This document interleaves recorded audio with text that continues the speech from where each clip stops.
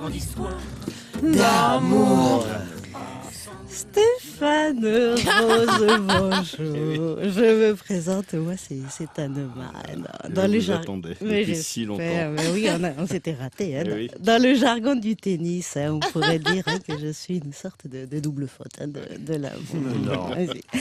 C'est vrai que si je devais me définir, eh bien je dirais que je me sens un peu comme un tube de poppers hein, qu'on aurait distribué en pleine manif pour tous, hein, et que du coup évidemment personne ne débouche jamais, hein, ce qui est un peu dommage. Hein. Bref, je suis célibataire, hein, sèche comme un rhumeson et ravie hein, de Enchanté. Et d'autant plus ravie hein, que même si physiquement, hein, du fait de ce petit ascendant des huit rousseaux, hein, que vous donne aussi bien votre carrure de bûcheron hein, que votre barbe fournie et votre petit regard hein, mi-perçant, mi-pervers, eh bien vous êtes du coup hein, une sorte de mix entre la version aussi vivante que jeune hein, de ce grand acteur et chanteur hein, spécialisé dans les rôles de gros cons. Hein. Je parle bien évidemment du sympathique et regretté Jean-Yann et la version aussi drôle que non tête à claque hein, de ce critique littéraire hein, reconverti en chroniqueur télé hein, qui est le fielleux et probablement écrit Eric Nolot. Oh non. Et bien malgré ce petit ascendant grizzly hein, qui j'imagine hein, du côté du Banana Café et autres au lieu du marais doit probablement être considéré comme une véritable invitation autour de Rhin.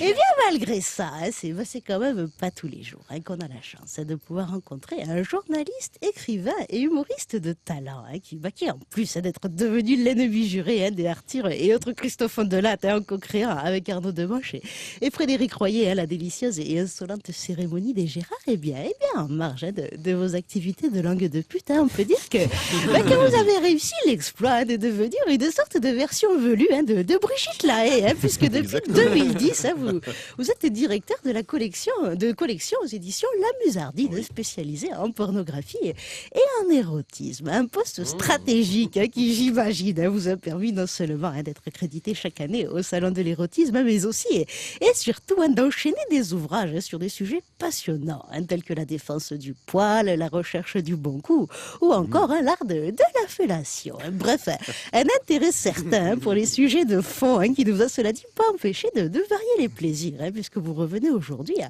avec le guide des emmerdeurs, des cons et des importeurs, un ouvrage passionnant hein, dans lequel, moyennant 13 € TTC, hein, vous nous aidez à repérer et surtout à neutraliser hein, les emmerdeurs du quotidien, un combat hein, contre les parasites de notre société hein, qui d'une certaine manière vous rapproche de mon père en fait, hein, dans le sens où je sais qu'à mon petit niveau, ayant été élevé en région PACA et plus précisément à Marignane, un véritable berceau de la flamette tricolore, par un père hein, qui en sa qualité de CRS a toujours eu un certain talent hein, pour repérer et endiguer hein, la multiplication des cafards, comme on dit au Front National. Et bien de ce fait, je peux vous dire hein, qu'à l'aide de son bégon vert, hein, comme il aime à surnommer son taser, eh bien, ne croyez-moi hein, que mon père et ses amis de ratonnade ont se neutraliser plus d'un n'importe. Hein,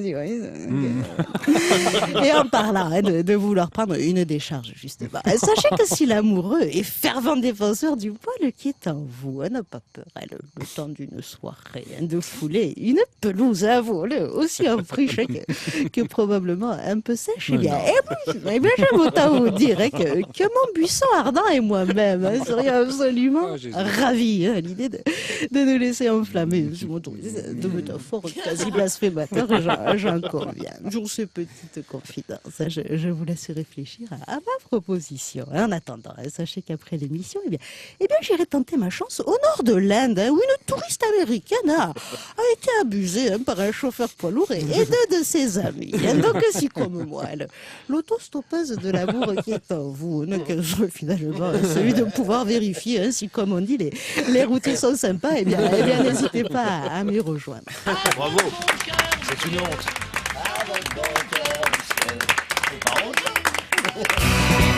La Morinade sur le Move avec Daniel Morin et Julia Foyce.